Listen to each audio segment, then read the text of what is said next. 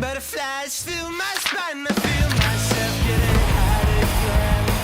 Nerves rushing through my brain, yeah, they can't hear fire from the trees. You're standing by his side, red drops burning down your face. You're real close now, baby. Holy fuck, I feel it with you. I lose self-control.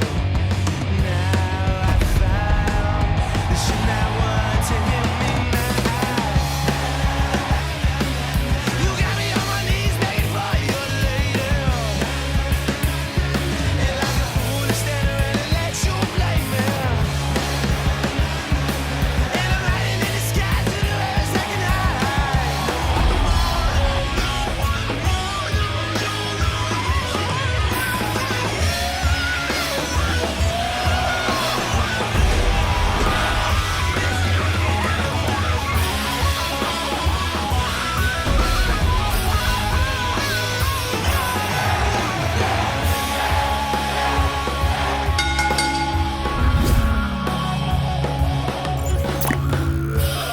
Hi, my name is I'm Leo. Leo Corners, and this is The Ring and all other sports. I did it for you. Thanks. You're welcome. Ryan Waters. Thanks, Yeah. man, for coming on. Thanks for having the me. opening. Hey, anytime, Listen, right? a couple of episodes ago, I had a kid on here just for you. I met him in the parking lot at Market Basket. Oh, He okay. complimented me on my wrestling shirt, Nice, right? nice. And then we were talking. I said, hey, want to do the show? Yeah. And he came on just a couple weeks ago. Wow. And I talked about you that I'll day. have to track that one down and watch it. Yeah, along with it, about 60 other people. Yeah, So, yeah, you know, hey, 60. hey, Logan's a good dude. Good Logan's, dude. is this a true story? Yes, this is a true That's story. crazy. Logan's a good dude. All right. All right. So, Doc Ozone Yes. saying, hey, and who are you trained by? How long have you known Doc Ozone? Too long. And you don't know? I don't think we've ever talked about okay, it, you know, okay. or he's just being nice or, you know, Right. getting the ball. I don't know. Nick Steele and Spike Dudley would probably be the guys that are my main trainers. Right. You know, I actually started with Killer Kowalski for about 6 months in summer of 2001 to about December 2001. He was doing trainings with Mike Spada. Yeah. So my introduction to indie wrestling was Mike Spada. I remember he said, he goes, I got this idea. I said, yeah? He's like, give me $5,000. That was his bright That was idea. his- And yeah. I was like, oh, you know, okay, that's a good idea. Yeah. I didn't end up giving him $5,000, but I did give him $500 as a down payment for the school. And of course, every time I saw him, he's like, the school's coming along. The school's coming along. And it never did. Right. But to his credit, he would do these kind of seminars before the show with Killer Kowalski and Tony Roy, which Oh, nice. were great. I mean, I didn't understand a word Killer Kowalski said. Right. But Tony was the interpreter, Yep. I guess. And I was able to train with Tony. He was very nice. And there are things that Tony taught me in those early days that I still use today. I really enjoyed his training. And it was cool for me because I was a kid and I would watch Tony Roy at Kowalski shows, but also as Right. an enhancement guy Yeah. on WWE Superstar. So it was pretty cool. And those opportunities allowed me to, I trained with, once I trained with Tim McNeely. Oh, nice. And then I did one with the hippie freak, Nick Richards, who I think he's wrestling again now. Really? I think so. I think it's the same person down in Connecticut with Purdy Curdy. I think that's it. Sorry if I'm getting these names wrong. Right. That was in Milford. I remember that for one specific, I don't know, one specific reason is because it was like in a castle, I guess. Yeah. It's like a building or like castle or something. But from there, I went to Yankee Pro Wrestling because I just wasn't getting enough training with Mike Spada. And he was like, don't go down there. They're going to break your neck. Don't go down there. They're going to break your neck. And I'm like, okay, you know. Right. Like, Yeah. So I went down there. I was like, hey, did somebody break their neck down here? And they're like, yep. I was like, oh, man, I hope it's not me. I mean, that got the ball rolling. I started with Baker, Brickhouse Baker, and Blackheart, Chris Blackheart, and Don Vega. Nice. But there were a lot of people in and out, and I'd say, I'm sure we'll get to it later. Baker just wasn't my type of trainer. Yeah. Nothing personal against him. It just wasn't. I'd say out of 20 people, 19 of them were like Baker students. Right, and you weren't. It wasn't me. and I ended up with Nick. And I think that's because Nick would slow things down, and he would explain Right. not only why you're doing what you're doing, but the mechanism of it all, and how to do it. And then, this is how you really do it, and now this is how you work it. And I really like that. Right. You know, Right. No, I hear ya. it gave me some confidence that if I ever get in trouble in the ring, that I can Right. take care of myself. And I needed that at that time. And then Spike came in 2005, just kind of as Nick was leaving. He had some personal issues he had to deal with, and Spike came in, and he just kind of rounded everything out for me. Okay. I always kind of tell this story at trainings where Spike made me realize how real wrestling can be.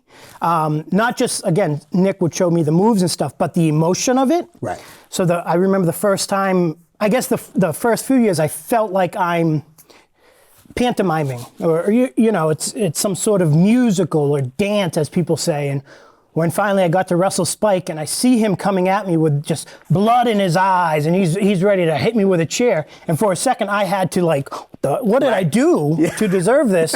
And then it clicked. Right. Oh, I need that same emotion. I need to feel that same thing. Bring it to the brink of real and make believe, but then bring it right back down a notch. Really walk that line. The two of them. There's a lot of people that could be given credit For helping. whether they want to take it or not. Chris Venom, Sonny Goodspeed, Bob Evans. Things I've taken from seminars. I was just talking to TK the other day. We did a Chris Daniels seminar a couple of years ago. I thought it was phenomenal. One of the best seminars I ever went to. Yeah. Les Thatcher. There's just, you take stuff from a lot of different people. Right. And that's how you become who you become. So it takes a village, right? Yeah. As Hillary Clinton would write. It takes a village. Yeah. I guess. Did you ever work for Sparta? I never worked for Hillary No? Clinton. No. All right. Well, we were talking about Brick House. That went. No, what did you I say? said I never worked for Hillary Clinton. Oh, wow. Yeah. I never worked for Sparta. No. He tried to book me a couple of different times. And the funny thing is, I've got such low self-esteem. I would go there, and I remember it was the Massasoit Community College gym, and I went there, and he's like, "You're going to be on the show. You're going to be on the show." And I refused to be on the show because I didn't think I was as good as Shockwave. Remember Shockwave? Shockwave, the Yeah, he robot. showed up, short guy, but he's big, he's walking around. I'm like, there's no way. How am I going to be on that show? And I refused to be on the Wow. show. Yeah. No kidding. Now looking back, I could have been on that show. Of course you could have been on that show. I went to one Sparta show. He ran it with Jeff ran his shows at the St. Stanislaus Hall in Nashua, and Virgil was there. And Virgil had a big fight with him, and after his match with Rick Fuller, he left. That was in the immediately. summer of 2001. Because he was not there. Braintree was the next night, or Quincy. Okay. And that's where I met Sparta. And Jimmy Jack Cash had his first match that night. Now, if I'm not mistaken, John Walters had his first or second match too that night. All right. So we were talking about Brickhouse Baker. Yes. Well, you brought him up. His from David Baker. Okay, yep. May not have seen eye to eye over the years, but highly underrated wrestler in New England. Thank you. Thanks, David. Follow up. I just want to know what the name of your tag team with David Duke. I was talking about it the other day and it slipped my brain. It was the X Foundation. The X Foundation. And we'd give each other high fives like this, But, you're young and stupid. course. It's DX plus the Heart Foundation. Yeah. We're the X Foundation. Me, him, Frankie Vane, Lexus, Alicia Edwards. Yep. We're all young, and I think we all wore blue and... You're like a gang. Yeah, oh yeah. Well, yes, we were a gang of blue tights and walked down New Bedford with our singlets, And you said Eddie Edwards too? No, Alicia Oh, okay. Edwards, Alicia, his wife. I was gonna see. But Eric was down there a lot at that time too, which was he kind of inspired me too. I bring him up a lot in training too because I remember I was working around with him, just kind of shooting a little in the beginning, and he was so quick. Yeah. And it was another kind of light bulb that went off like, oh shoot, I don't have to wait for the other guy to take something. Right. I can just take it because he did on me. And I was like, where did that come from? And again, these kind of light bulbs go off as time goes on. So, but yeah, it was a good time. So it was the X Foundation. David Baker and I, probably didn't see eye to eye. I was telling somebody the other day, I used to, I think it was 2012, 2011, I used to have to carry around a bat Really? in my briefcase because of those Baker boys. Oh. Because of the David and the Brick House and the Hoods. But not from Devin, though, because No, Devin's a really good guy. Yeah, I don't think Devin was wrestling at the time. I was running Fairhaven, and the guys across the street, I was directly across the street from them, and they were none too pleased. And I had already had some heat with Brickhouse and David, because, they run their mouth, I run my mouth. We all just I hear you. do it. Young and, So I'm carrying around a bat, little, baseball bat in my bag, just in case. And it got to the point, I remember we were doing a PLW show, and Vinny's like, "Why do you have your bat?" And I said, "Just in case Paul is on." He's like, "Paul is on? He was wrestling as Doink tonight. He's going to mess with you?" And that was kind of like, oh, yeah, like maybe I've gone too far. So luckily that's been squashed. And, Good. Because you're all good guys. Yeah, I just... Even David. Well, I guess even David. But I think it's just a case of like, maybe sometimes people are too much alike. Right. I can be very short-tempered. I can be very sensitive to people disrespecting me. I know Baker doesn't like being disrespected, and you're sensitive to that, so you take anything as that's wrestling, man. Yeah. That's very common in wrestling in general. Right. Like any little dig is like major disrespect, and you have to say something about it. And like you said, that's all water under the bridge, for the most part. Yeah. I mean, I have a lot of respect for Baker. It's just a different type of respect than I did with Nick. Baker is somebody who he put his heart out there every match. You could not deny that he put everything into his matches for a long time. If you went to a Brickhouse Baker match, you knew he was going to try to make that the best match that night. Right. And I respect that. I respect that when it came to training, he didn't do it for the money. He did it for the love of training people. Still doing it. So I have the utmost respect for that. Right. It's just when it came to my training and the way I now like to run things, it's just different. It's just different, So, but I love those guys. So you're still training? Yes, now and then. With Ilya? So I'll go down to, top rope a couple yes, Ilya's my trainer. Yep. Ilya's my trainer. I forgot to mention that in the beginning. Yeah. Tony Roy's there, though, just to translate, because he speaks Greek. So, he translates. But no, I go down there. I try to get down there once or twice. I'd like to go once a week. It doesn't always happen that way. Right. My back's all messed up. I'm sure you saw me walk in all crooked. So, and it's just, I'm older, so to do all those spots, like I just kind of want to focus on one move to make sure at this point my back can still do. Yeah. Like we did a spot the other week, and I went for an atomic drop, and it was the worst atomic drop in the world because I hadn't gone down on like my knees yet. Right. So as I go to do it, I'm like, oh, I can't. I just can't. So, but it's fun. I get to see, Ilya and Steve and, a couple of the guys that I like. Yeah. And then I'd go down to Davies School, New Bedford, a couple of times. I've been down to Showcase a few NRG. times. NRG. Yep, nice. So, at one Got point. a nice little building down there. Nice little spot. Yeah, Kilburn Mills. Yeah. So I've been down a few places where I feel comfortable. But when you're older, it's just kind of, you can't do the same things. Right. And to run through those spots, you're like, I hear you. and then you feel like you're dragging everybody else down, So it is what it is. I was hoping to go this week, but probably not. My back is really bad this week. Yeah. So you'll go on, like you said, when you get on NRG, just help out and stuff like that? Well, I would run classes. Oh, that's cool. Yeah. Nice. So, that's there. So that's the difference, right? Right. Down at NRG, Davey has been nice enough to say, anytime you want to come down to run a class, you can come down and run a class. Nice. So I'll take advantage of that because then I can run it the way I like to run it. Right. Whereas if I go to lockup, I'm kind of under what Ilya is doing, and I'm not the type. I hated when people would come to my training and speak up and make it about themselves or add. It was just too much. No, I so hear I ya. don't. I listen to Ilya. That's his training. Yep. And I try to follow suit. Try to respect that. I did go down to Showcase with Brett and Sergeant Muldoon, Sarge, and I ran a training down there, which was fun. But And that's who, but Blackheart and Don Vega, guys that you worked with before. Yeah, Right. Yeah, so that's what I've been up to. I hope one day it becomes a little more full time like it was in the past. Right. But there's some hoops to jump through, I think, and expectations that need to be met as far as fun. I can't. There's no place in Brockton I've tried so hard to open up something on the South Shore, and there's been a lot of close calls. Really? But I always go back to COVID. That scares me if we get another COVID. Yeah. And Steve having to pay 8-9 months worth of rent when nobody was up there. So it scares me.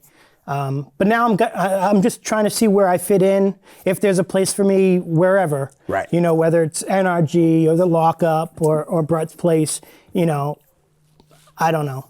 If there is, there is. If there isn't, there isn't. Right. All right. Brian Mueller, guy I used to work with. Yeah. What are some things that you've learned as an owner of a promotion that you didn't know as a wrestler?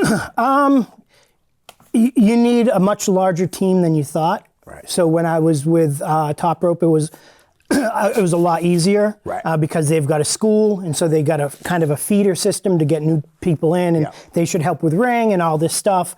Whereas when I didn't have the school, when I left, it was harder to do that. Right. And to count on people. And my thing is, I never wanted to feel like I was taking advantage of people. Like it's a hard labor to set up a ring, move it, and all that stuff. And I think the first few times I had my own ring, and I was paying people a fair wage to do it, but then there's no money to be made. And I have to make a little bit of money, right? Of course. So I went back and I started renting Tees Ring, Renegade Ring Rentals, and I rented Davies a couple times. Yeah.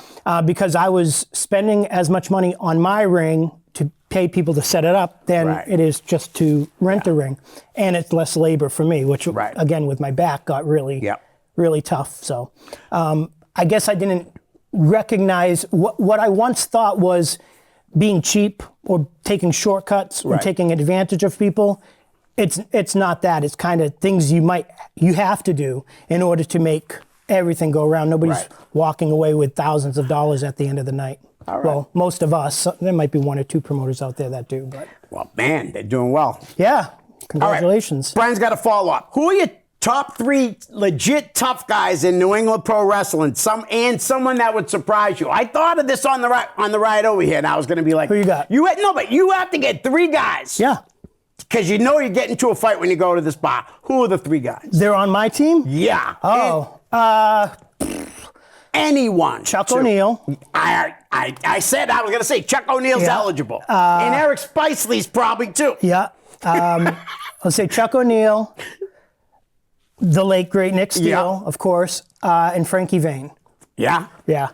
They'll get rough. Right. Yeah. So those are guys. And I'll say that definitely with Nick and Vane, there's been 1 or 2 times where things got a little hairy, and They were a good tag team. Yeah, they were good. They were a lot of fun. Scary. Yeah. Tag. Legit. Yeah. I mean, they were legit. No doubt.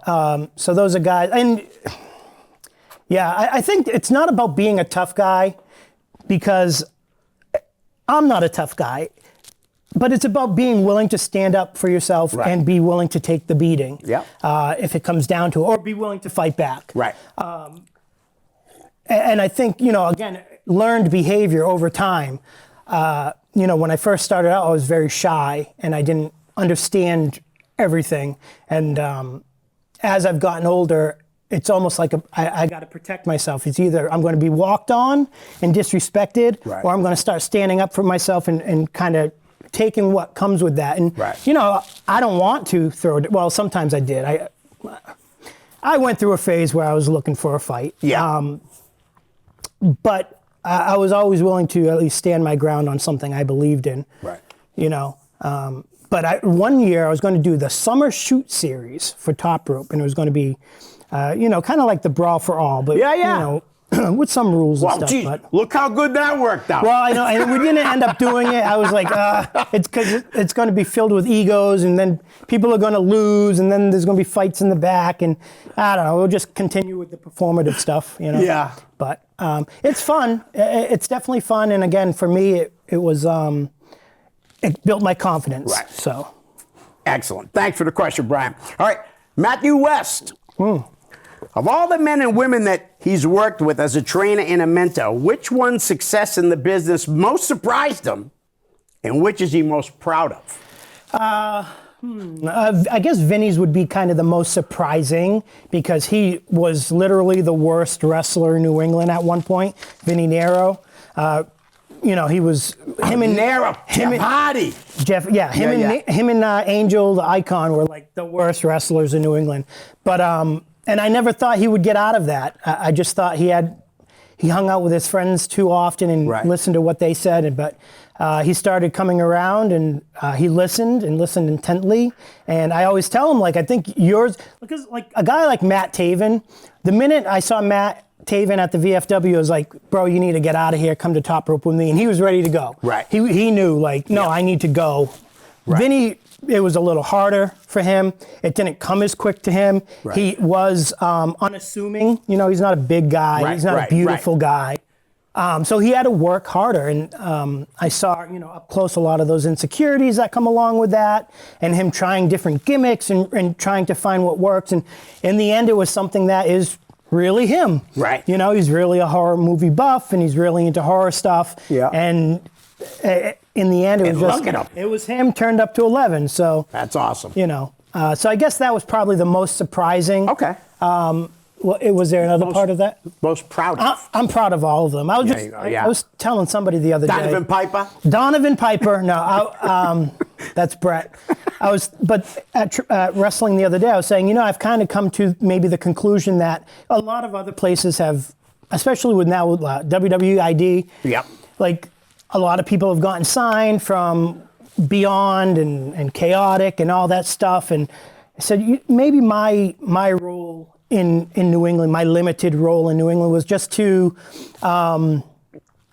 be a good New England trainer and make sure the wrestlers that are coming up in New England are just going to be the best and never get in the way of those who are trying to succeed further. Maybe that's my job, right? To replenish the area. There you go. As opposed to pushing, because I've always pushed them off anyways. Like, all right, I got you to a certain place. Now it's time to work. You gotta. Why don't you go to another place or whatever it is, or right to learn more from someone else. Yes. There's a caveat to that, though. Yeah. What do you mean? So there's an exception. Okay. An asterisk. So I also believe, though, that you shouldn't jump into the deep end and go to a lot of different places when you first start out. Right. Because not only is wrestling about psychology and moves and doing things safely, people forget philosophy. And that is to take what's going on and try to find the best actions to take in order to tell that story, but that story can be told many different ways. Right. And you've got to kind of build on that philosophy. Well, I can do it this way. It's always, if you go, let's say you start at the lockup and then you run over to Beyond and then you go over to Chaotic and then you go up to Pine State Wrestling, you don't stick around long enough to truly understand what's going on. Yes. Right. Because you're jumping and you're jumping in the middle of other people's training sessions. So you go, oh, this person never told me that. Well, that's because you didn't stay here long enough. And Right. So I always say, like, 2 years, like, get to the point where you can start to filter things through yourself and go, okay, that sounds right, that doesn't, and find yourself I hate the terminology mentor, but find somebody who will be honest with you and give you feedback, but also not like bury you. Well, like DJ and Channing and Brett sometimes, they might say, oh, I heard this from so-and-so. And then maybe I'll have a different take, or I'll agree and I'll help them filter it through. Well, they might have been saying it this way and that way. And, and then of course, with all that, you got to bring it all back and go, wait, the fans don't care that much. They just want to have a good time. So it's just, it's a wider world than it needs to be, but it is a wide world. And I think you need somebody you can trust that can help you navigate that the world and the lens in which you look at that world, that wrestling world. Right. So. Where did DJ start out at the Lago? Yeah. He started out with me, Ilya, and Nico. Nice. And everybody hated him. Yeah. And now look at him 2 years later, And how come you guys everybody still hates him. You guys haven't taught him how to tan? I try. You know, he actually he fake tans. He's good, He though, fake man. tans and he real tans. Oh, he does both. He does do both. All right, he does Yeah. both. No, but he's a talented kid. Man. He is. He really is. You know, he started young and he's come a long way. Right. And you know, he's somebody that listened. Right. That's the difference. You Right. know, you tell somebody, hey, I think you need to get in shape or work on this, work on that, and they don't say, oh yeah, but or oh I will do that and never do. Right. He did it. He listened. Right. And you know, he's got a long way to go still, Yeah. but I think he's on the right track. So Absolutely. All right, Andy Miller. What has been your proudest moment in pro wrestling? I don't know if it's my proudest, but I'm just grateful to be involved in pro wrestling, really. Like maybe it's the getting older thing, maybe it was the COVID thing, but I'm just happy to be involved and still be involved and to have the ability to be involved. It aggravates me sometimes, but I don't know. I guess I'm proud just to be able to look back at the 10-year-old boy who just wanted nothing to do but to wrestle. Right. In the front yard wrestling a trash barrel or, you know, jumping No, I off the hear fences, you, yeah. asking his friends, oh, we should go wrestle. And they're like, you know, to be able to look back and go, you know, that kid would have been like stoked just to step in the ring. Right. And you at this point can go to a ring anytime you want. I don't know, man. It's proud. I'm proud of that. Well, you run shows on the I do. Pro Wrestling Super Yeah. Show. Now, do you have a team? Like, do you have a team that works with you? Obviously, No, right? You don't. Well, it's like you know, I rent T's stuff, Yeah. you know, and so he's got his team for the Right. ring, and then I'll bring my extra stuff, and whoever's there will help me pack it in. John Roy does a phenomenal job with setting up the cameras and the music and the curtains and everything like that. So I guess you can consider John Roy that, but I wouldn't consider, he's everywhere. So Right. I don't have Right. No, I anybody hear that's you. like my guy. Right. It's just kind of like fractured pieces that I use. And all of them, obviously, I appreciate everything they've done for me. And I could never pay them probably what their time and energy is really worth. Right. But it is appreciated very much. But no, I don't have a team. I don't have a school. Right. I've got a crew of guys that I do try to use on every show. Yeah. And, you know, I do try to get their dates so that I can put them on shows, but they're everywhere too. And Right. I wouldn't expect them to take my dates over more important dates. No, I understand that. And right down there running, you're running shows. Yep. Teddy's running shows. Yep. And Yeah. Top Rope. And Steve's running shows. Yep. And Well, you you- all do pretty well. Yeah. You know, really, though. Better than average, Yeah. like compared to other the companies. last couple shows have been a little hard. Yeah. You know, but you got to take the good with the bad. Right, exactly. I understand that. I don't like it, but I Right, understand right. it. It's funny when you look at my show and Steve's show and Teddy's show, and you can see like when we were together how the shows came together, because you got Teddy tries to use all the indie guys, Steve tries to use all the student guys, and then I try to use a mix of both. And that's Right. how it was when we were all together. It was like trying to find where the pieces fit, and Teddy would always want guys that are, you know, indie guys. Right, like already established, Already even established, if they're yes. young in their career. Yes, established guys. Yeah, no, Steve because would his want shows the- do look good on paper. Yeah, and I'm sure they're good in there, too. Oh, Yes, they're believe good me, in I'm person sure too. they're good Yeah. there. So Right. you know, something for everybody. That's what I believe in. Right. I've been to both of their shows in the last year, and they're both different shows, but they're both good shows. Yeah. I haven't been to a bad show in a long time, Nice. but then again, I probably wouldn't go to a bad show. I watch them on YouTube. Yeah, I hear you. All right, Des Moraro, Mount Rushmore of workers you've wrestled. I don't know. They might not have been like, I don't know. Like, I enjoyed wrestling guys that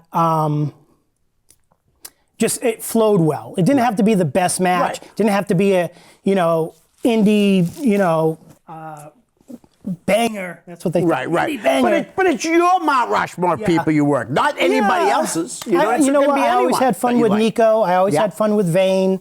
I've had fun with Brett. I had a really fun match with Brett and Channing not too long ago. I don't know. I've had a lot of fun matches. Yeah. You know. Cool. So All right. hard to answer. Okay. Yeah. All right, Bobby Fernandez.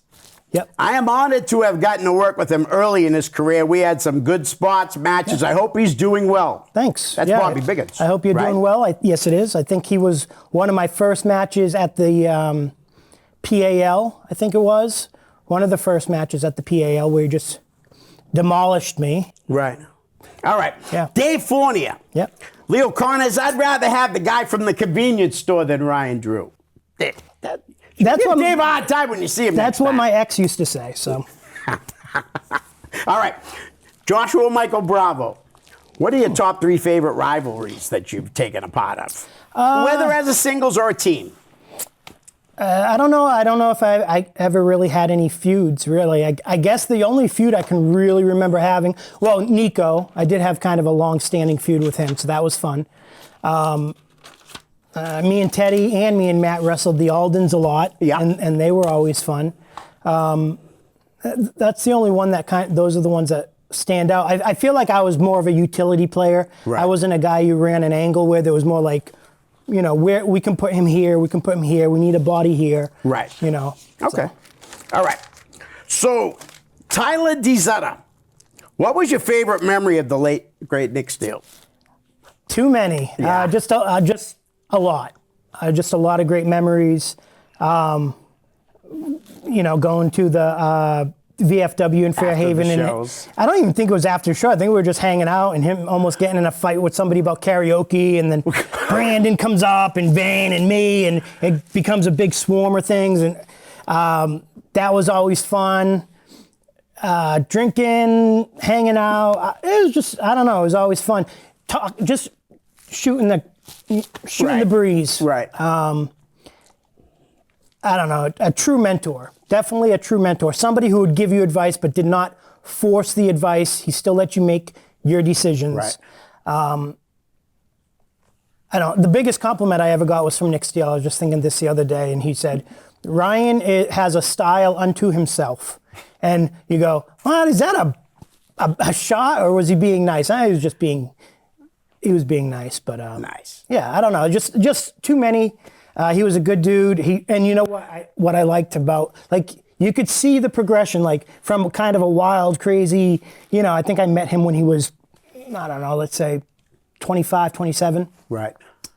To the man he became, still imperfect, understanding he's imperfect, a man of God, but willing to call himself out when he is imperfect and try to change that behavior in the future. Nice. Just something I have tried to do as Right. well. Just a good dude. Just a good dude. Was this karaoke thing Bon Jovi? He had a few karaoke. John Bon Jovi, Johnny Cash. Yeah, nice. He was a guy that loved a lot of different music. He liked Yes, I musicals. like all of them. He liked musicals. Oh, yeah, I was yeah. like, man, Nick, if anybody knew this, you know. Yeah, but nobody would tease No, him. of course not. He used to sing some song from the Pirates of Penzance or something. He was a wacky, funny, awesome guy. All right. Well-rounded.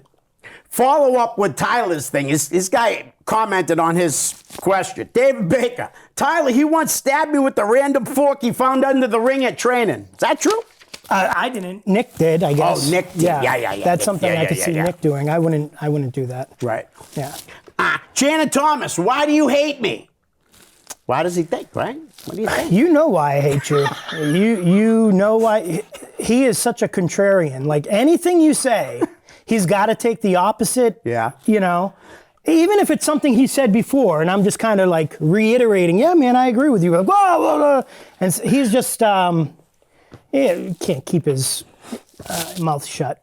He's got a good little tag team going with AG. Which one? Which You know, one? With AG. I don't know, because I feel like he's got 5 different tag teams going. He's teaming with TJ Crawford. He Yeah, I teams seen with, that, yeah. what's his name? AG. He teams with Little Mean Kathleen. I haven't seen them team in a while. Yeah, well, Unless that's they did 'cause- for Teddy, right? Yeah, but she broke her leg. Oh, she did? Yeah, Oh, sorry yeah, to she hear got that. it. Actually, Wow. she went in for, well, they'll find out anyways. She went in for amputation last week. because I guess she got an infection or something like that. I don't know if everybody knows yet, but yeah. Wow. She was really That's was. my girlfriend's favorite female wrestler. She loved them. You know what she did? She just loved that wackiness. Well, now she'll be doing it with one leg, I guess. Yeah. Wow. Sorry to hear that. DJ Powers. Yep. Okay. And listen, both the last two guys, they haven't even answered me and said no to me asking them to come back. Who's that? Shannon to do the show again. Yeah. And DJ to do it for the first time. They don't even answer me. That's because they're too good. They're too good for you. I guess. Yeah. Well, thank you for coming on. I can always count on guys Hey. like you. No, but I'm not too good for anything. So. All right. And Livia. Yep. Oh, yeah. Yeah, they're just they're all three of them. inside jokes. Oh, is it? Yeah, oh yeah, and KK are inside jokes. All right. All right. Anthony Miller. You know Anthony Miller Squeaks? Yes, he's selling all his toys online. Yes. Like, oh, come on, go down. Right, yeah. He's trying to make that money. Yep. What are the top 3 promotions in New England other than yours? Right now? Yep. Oh, I'm not a top 3, but I appreciate that. I'd say Chaotic, Yeah. Limitless, and Beyond Wrestling Open. Those would be my 3. And there's a few that's coming right up though. RWA's doing really They're doing well. Yeah. Teddy's doing well. You're doing pretty good. But you got to kind of look into hear you. that bigger picture. And I think Kurt's got something going on that's but pretty we're- good in Connecticut. yeah, That's but way down there. essentially we're kind of all the same, but there Right. are levels. Right. As Kramer said, levels, Jerry, levels. I don't do a great Kramer, but in the grand scheme, yeah, we're kind of all the same. But you can see Limitless is drawing great. They bring in a lot of indie names. Beyond that IWTV, they run a lot of shows. They're indie names. They're Right. trying to do more. Chaotic, awesome production. Good school, all that Right. stuff. So, they're a step above. Yeah. And I think most people would kind of be fine with admitting that. Oh, yeah, just absolutely. being honest. Absolutely. I strive, just like in wrestling, just like in life, I strive to be average. So I feel like I'm doing a pretty good job. Nice. All right. Bailey Jenks. Yep. Any advice for someone trying to get into wrestling? Only get into it if you love it and if you can take the BS that comes along with it. Nobody's going to hold your hand. Yep. Nobody's going to, pat you on the back for every little thing you do. It's the entertainment business, even at this level. Right. It is what it is. I don't know. Just be prepared, like Scar said. Yep. Scar from The Lion King. Yes. All right. From Hugo Brito. Yep. Funny how things have come full circle. When I started training at the age of 18, I was told by Ryan I had a speech impediment after cutting a promo. Years later, I built a career as a Portuguese comedian performing in front of thousands and connecting with audiences in 2 languages. Safe to say I found my voice, and unfortunately, he sent you a signature at the end. The middle finger. Oh. The only thing I really remember about Hugo, he showed up at a training once. Was he with Kid? Crazy? Was he with Crazy? No, because Crazy's the one. it's going there though. Okay. Okay. I remember he showed up at a training and he was but and everything. Yeah, but I know, he knew everything. Yeah, but. I don't specifically remember what he's talking about. That doesn't seem like something I would do. The only thing I can think of is maybe I asked him if he had a speech impediment and he took that personally. Which, if that's the case, I apologize. I shouldn't have asked somebody about their medical history in front of everybody.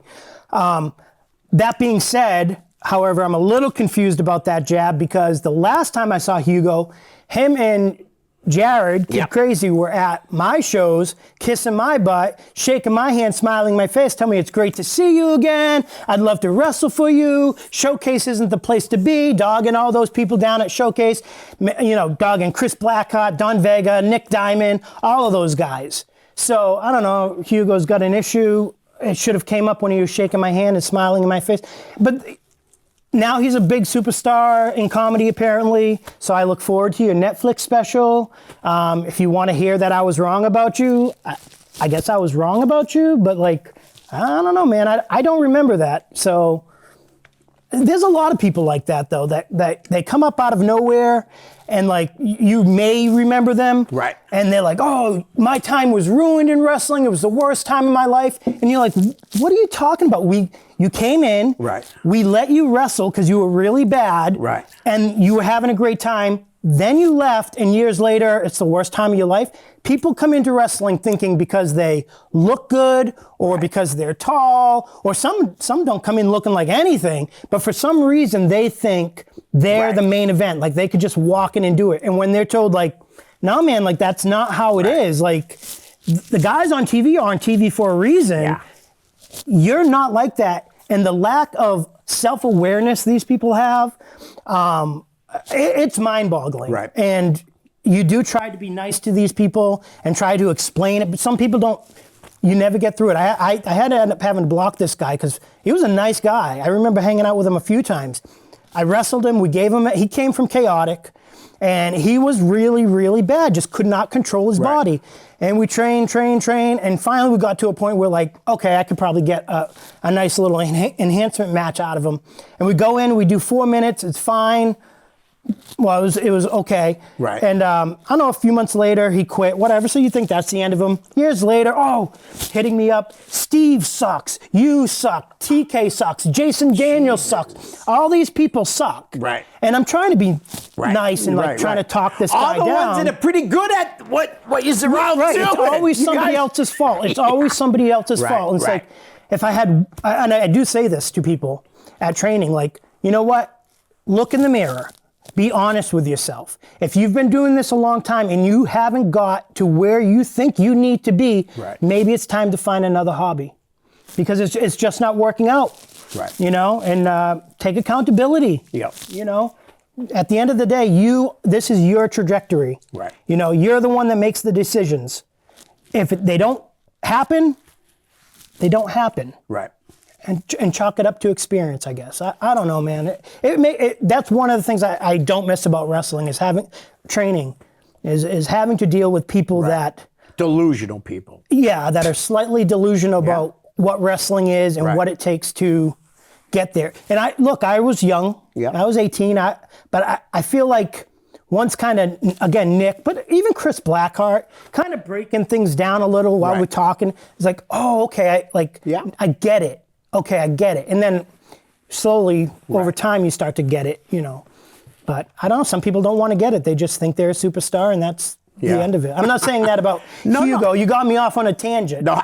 But there's a lot of people that take their mistakes or their inability to be the superstar they think they are, and they take it out on other people.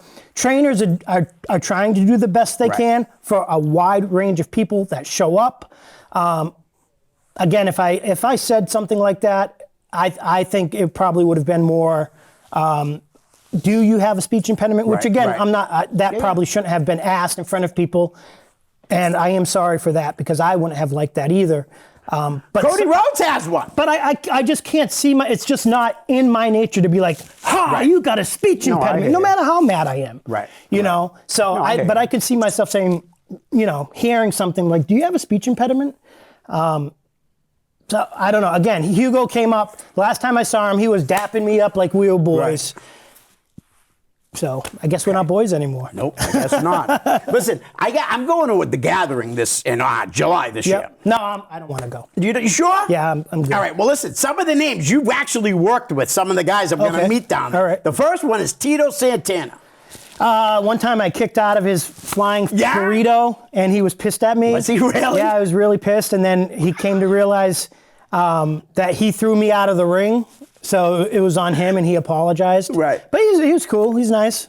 You know, he was good worker, too. Yeah, I've watched a lot of his old stuff. Me too. He was very, very, very good. Yeah, he's one of the guys I say, you know, watch his stuff. Oh, absolutely. Yeah, for sure. Shane Douglas. Now, Shane Douglas teamed with Frankie Vane and Nick Steele, and he took on the Stroke. Yeah, that's right. And you guys had Mark Sherman as your partner. Hell yeah. I just listened to a Mark Sherman podcast with Christopher Sanders. That kid does great work, Chris Sanders. That Best for Business is incredible, man. Nice. I love it. Yeah, Sherman was entertaining, always fun. Shane Douglas was very nice. I think he taught me the word Infernum or something like that, some sort of kayfabe word. I don't remember. But like, he's somebody I would love to bring back up just to, he could be on the show, but just to pick his mind. I love Right, yeah. Oh, he's got a great talking to mind, guys. yeah, no you know, I've seen a couple of shoot interviews with him. I enjoy his cadence and his thoughtfulness. Right. Yeah, that was fun. It was, I mean, it was a nothing match. It was whatever, but. All right, you took on Max Moon. Was that Paul Diamond or was that somebody else? No, Okay. I don't even remember who it might have been. It was probably Caesar Leo. You also, though, you did take on Roddy Piper's son. I did, yeah. That was a great time. Great time. I tell this story all the time, when I first started out, I remember guys would be like, "Oh, Brian Knobbs came in, and no, we're best friends," and Hacksaw Jim Duggan came in, and we're best friends, and I'm like, "You're not best friends." Right. But after with the Piper thing, it's not the best friend thing. It's these guys on TV that you grew up watching who are very successful. When they come in and they treat you like a peer, Right. it validates everything Right. you've done. Right. And that's that feeling of like, okay, I'm not a worthless Yeah. indie schmuck. I am someone. Right. For whatever that means.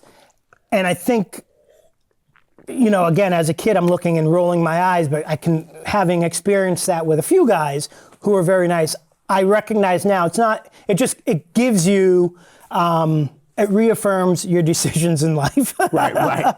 But we're still wrestling in VFW, so. Hey. Wah, wah. All right, so just a couple more names.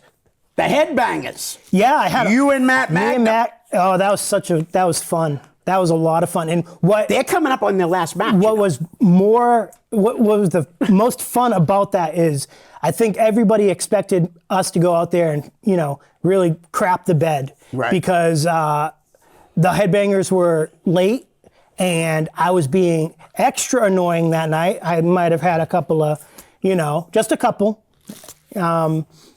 And I remember in the locker room, Joey Eastman, who at the time was a friend of mine, he was like, "Don't you ever shut up." And I was like, "Oh, sure, I must be really like..." Right.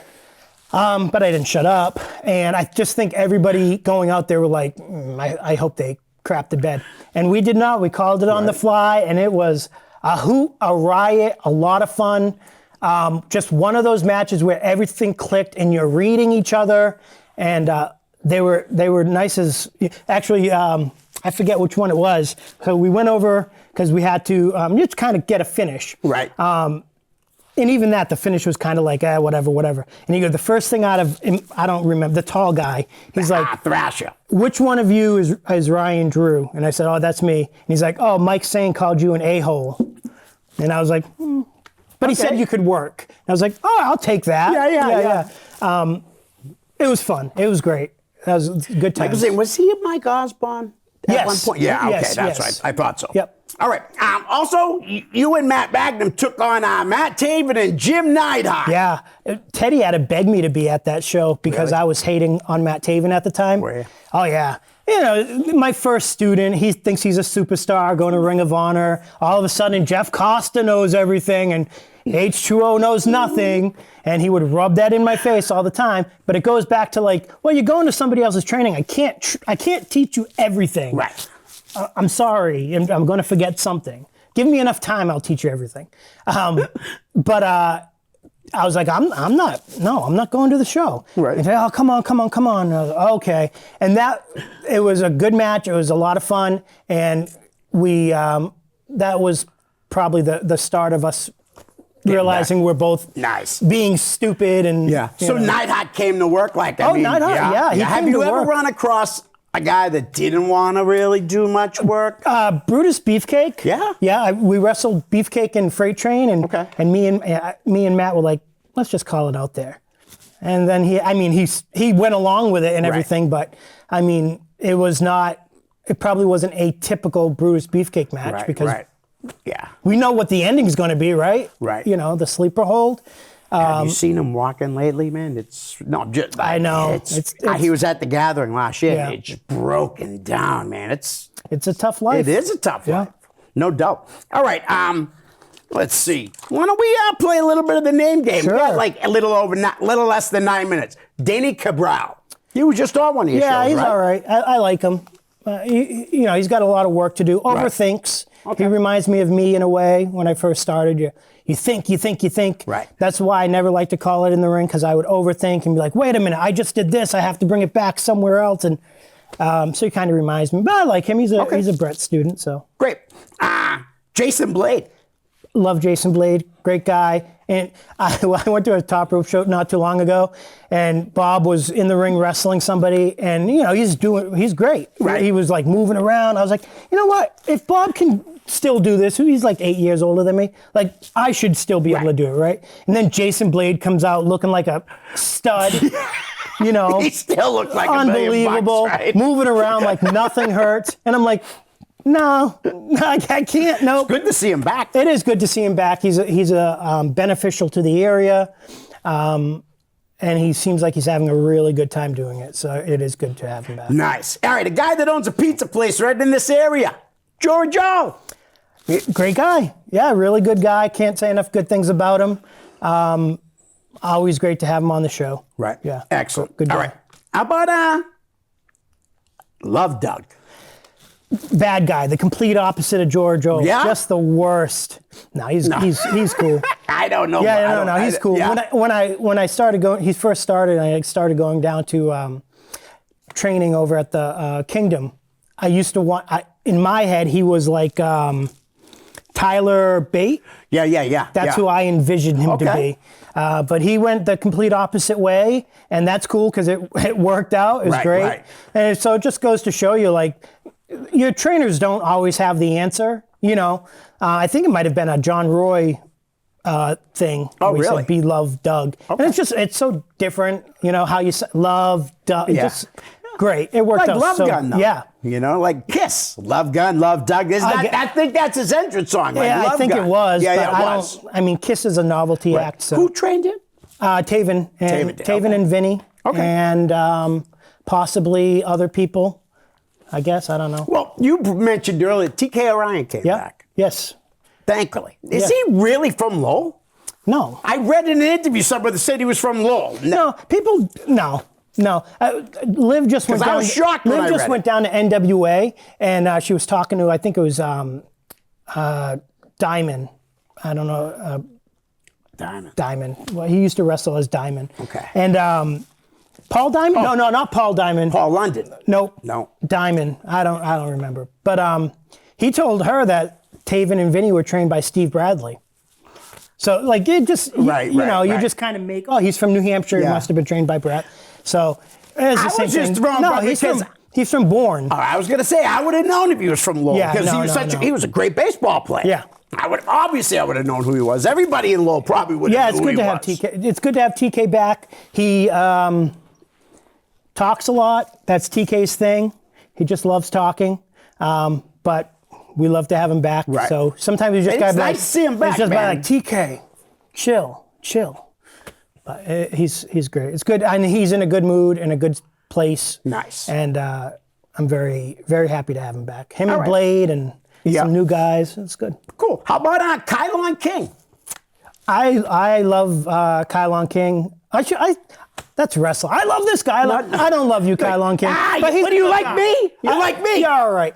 But Kylon's a good dude. I love his wrestling. Right. Him, Dustin, Yeah. Ichiban, some of my favorites to watch. Great. He throws a great suplex. He started doing this brain buster from the top rope, and I'm like, oh man, I wish my back didn't hurt. I just love Right. to. I'd love to see if he could hold me up on the top rope, just a stalling Yeah. suplex up there. But definitely one of my favorites to watch. Him, Ichiban, and Dustin were the first guys I kind of matched DJ up with as far as trying to get the most out of him. Yeah. So yeah, I like those I guys. finally saw him in a singles match. It was like a five-way match at GCW in Connecticut. Yeah, because every time I saw him, he was in the tag team with Flash. But then I would see Flash wrestle singles. Yeah. I finally saw him. He's pretty. They're great. Yeah, They're great. Very Singles, impressive, man. Tag, they're great. I'm surprised they haven't been signed yet. I'm sure it will happen. He's already They been want it brought to up happen. already, but honestly, to tell you the truth, man, he's one of my favorite wrestlers.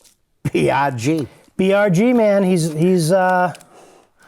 we're tight like this today. I don't know what tomorrow will bring. I still remember you telling me that story about that drunk guy. He reminds me of Donovan Dijak. He wasn't even a and drunk Roddy guy. Piper. It wasn't a drunk guy. It was was? no, he was completely sober. It was Judo Joe Rebello from New Bedford. Sorry, Judo Joe. Sorry, Judo Joe. Yeah. He was like that. He's like Donovan Dijak and Roddy Piper, and I was like, oh, maybe Roddy Piper, but Donovan Dijak. I don't see that. But I love Brett. I'm proud of where Brett has gone because he was also somebody that was kind of languishing at XWA for nobody's fault, but he was just kind of thought he was the big shot there, and I told him like, no, this is this is how I view you. Right. And he got the blessing from Taven and Vinny to come train with me, and we were able to get him and Tim around the same time, kind of work on them. We got him out of that Todd Harris role into the Brett Ryan Gosselin character you see today, which is still evolving. And Channing, went from the professional, and it's awesome to see. It's awesome to see. They were a great tag team. I wish they didn't stop teaming. They were a lot of fun. Well, unlike those other guys, though, that don't answer me. He's coming back on in a couple of weeks. Well, Brett loves talking about himself. Hey. But I'd like to think he likes to come on the show, though. Yeah, no, any chance to talk about yourself. I'm the same way. Dude, I asked him a question. I didn't get a lot of fan questions one week, and I said, Jeff Keith from Tesla asked a question. His mother said, does he really know Tesla? He told me that. I started laughing. That was pretty funny. All right, how about Pride? Dan Freitas and Brian we all liked Brian. Yeah. Dan was a little much. He was, you know what? When I first started, Dan was cool. And then when he started getting around Bob around that time, he got very Bob-ish. And I think, again, going back to like the expectation, the way you see yourself compared to how other people see you. And maybe just it wasn't worth for him to do anymore, and he stopped. And that's cool. If you can't be the person you want to be in wrestling and you're just going to make it miserable for everybody else, then stop. Well, I mean, they had a falling out anyways. I had Brian on the show, and it's just too bad. They were a great team. They were a great tag team. They were. But, I hear. How about Chris Venom? You brought him up earlier. Yeah, I love Chris Venom. He was very good to me.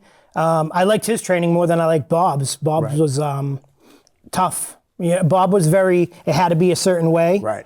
And there was no room. It was black and white. There was no room. And I'm somebody that has a ton of questions. So to make it black and white was tough for me. Right. Chris would explain things. This is psychology. Right. And I was like, well, if I remember specifically it was a go behind waist lock. And he's like, oh, go out of the ring. And then I was like, well, what do I do when I come back into the ring? He's like, grab the waist lock again. I was like, you can do that? Or something like that. And it was like, mind blown. Right. He was great. Somebody I don't probably there's a lot of people I don't give enough credit to. Venom's one of them. Chris Blackheart's one of them. I was telling his guys the other day. But yeah, Venom's definitely one of the guys who helped me a lot and helped Yankee Pro and South Coast become Top Rope because he opened the door for everybody. So excellent. Do you have a show you want to plug? May 22nd, we're back in Brockton. Got a few new guys coming up, and some of your old favorites, and hopefully somebody else I'm waiting to hear back. So come on down. It's a good time. It's a good time. Not him. Thanks, Ryan. Bye. Peace. Hi, guys. I hope you're enjoying the show. Listen, I could use a little help to grow my YouTube channel. So if you could please like, share, and subscribe. That's most importantly, subscribe. Send me a direct message, and I'll give you a shout out here on the show. My YouTube channel is real simple. It's just my name, Leo Connors. Thanks in advance. Peace.